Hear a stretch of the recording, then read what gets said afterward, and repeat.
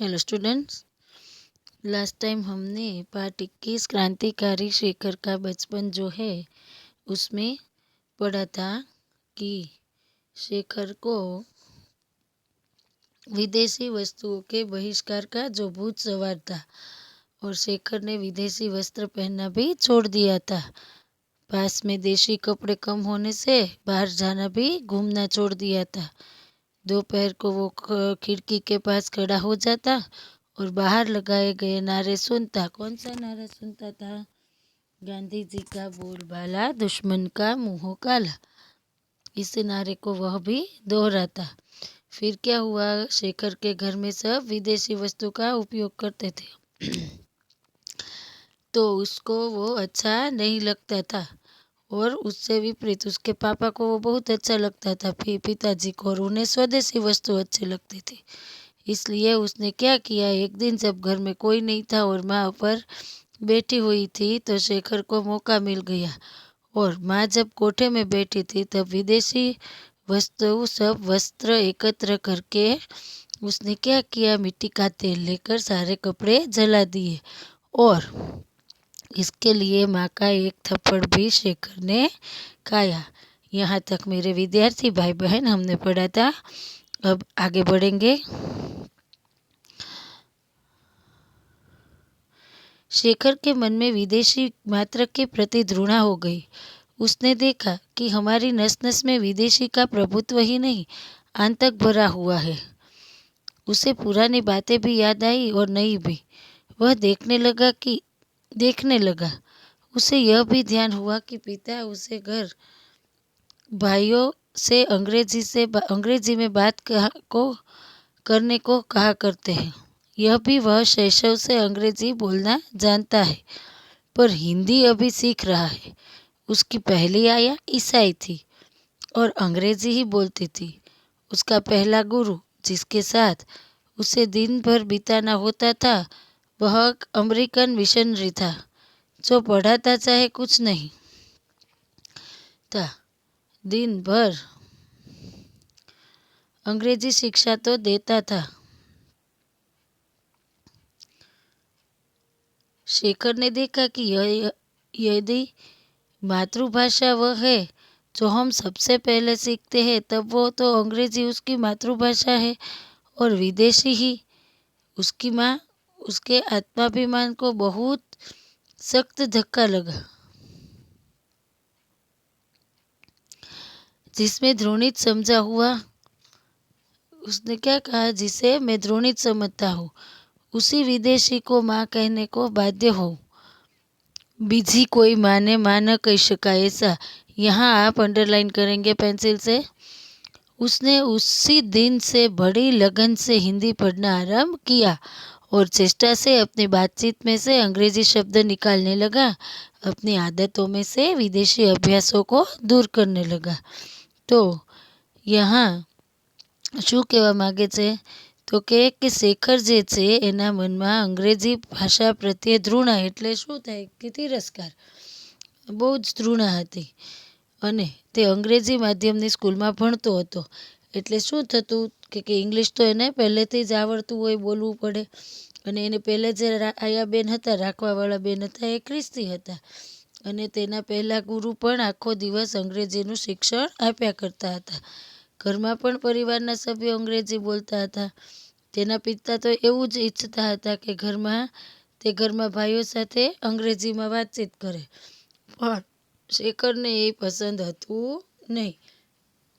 એણે શું કર્યું તો કે વિદેશી ભાષા અને માતૃભાષા બની જાય જેની પૂરી કાળજીથી હિન્દી ભણવાનું શરૂ કરી દીધું હતું એમ. विदेशी अभ्यासों को दूर करने लगा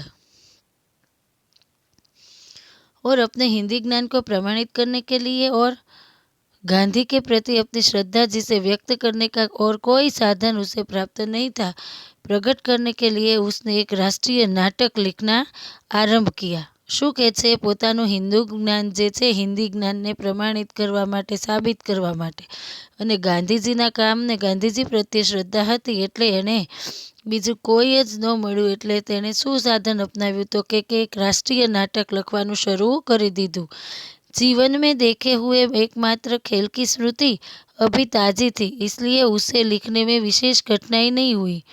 એને જે જીવનમાં જોયું હતું એ એકમાત્ર લેખનની સ્મૃતિ હજી તાજો જ કિસ્સો છે, એટલે કાંઈ પણ ભૂલાયું નથી અને લખવામાં પણ કાંઈ પણ કઠણાઈઓ આવી નથી। વિશેષ કઠિનાઈ નહીં हुई એમ એટલે કઠિનાઈ પડી નથી। प्रस्तावना तो जो कि त्यो हथियाली, केवल कहीं कहीं कुछ मामूली परिवर्तन करना पड़ा। प्रस्तावना जे आपणे करीए तेनी वात छे। उसके बाद नाटक आरंभ हुआ। एक स्वाधीन लोकतंत्र, भारत का विराट स्वप्न, जिसके राष्ट्रपिता गांधी है।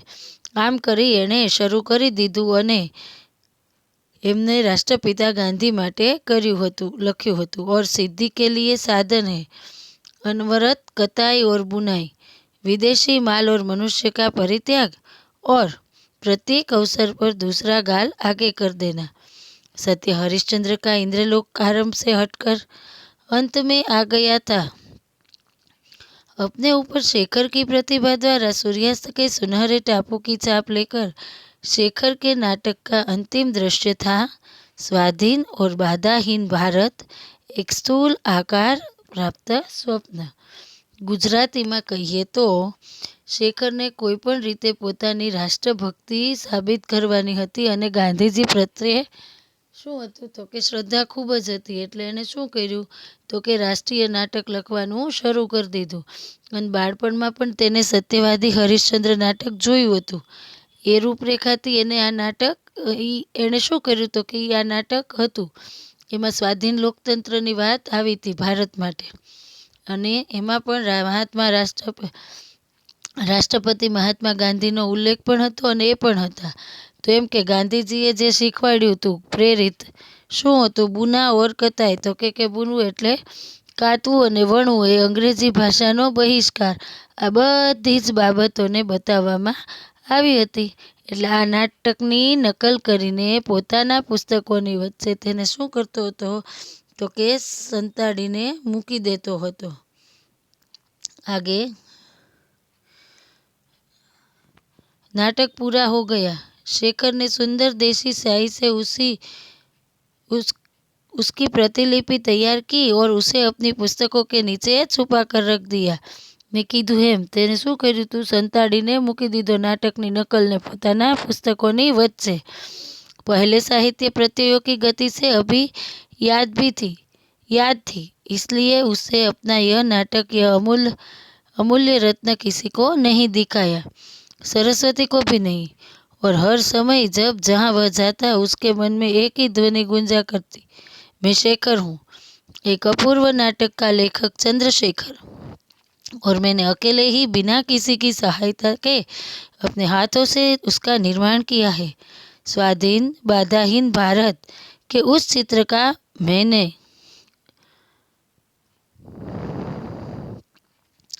शेखर के पिता एक दिन दौरे पर जा रहे थे और शेखर भी साथ था। बांकीपुर स्टेशन पर सामान रखकर पिता और पुत्र वेटिंग रूम में बाहर टहल रहे थे। शेखर कुछ आगे, पिता पीछे पीछे। हवे शुं थयुं, एकवार शेखर अने तेना पिता बहार जाय छे। आगळना पेरेग्राफमां शुं आव्युं तो के जे पोते लख्युं छे नाटक हवे पूरा थवामां छे, क्यांय पण मूकतो नथी अने साथे साथे राखे छे। अने एने केवुं जोईए छे तो के मारे केवुं जोईए छे, स्वाधीन भारत जोईए छे। टूंकमां कहीए तो एने जे भारतने स्वतंत्र करवानी जे धून हती तेना मगजमां एम पोतानी राष्ट्रभक्ति अहीं दर्शावे छे। आज के लिए इतना ही मेरे विद्यार्थी भाई बहन, कल फिर मिलेंगे। आप एक बार इस पाठ का पठन जरूर करना, और हाँ, अपनी वर्कबुक में भी लिखना है, जब पूरा हो तब फेसबुक में भी लिखना है। अपना ख्याल रखिएगा।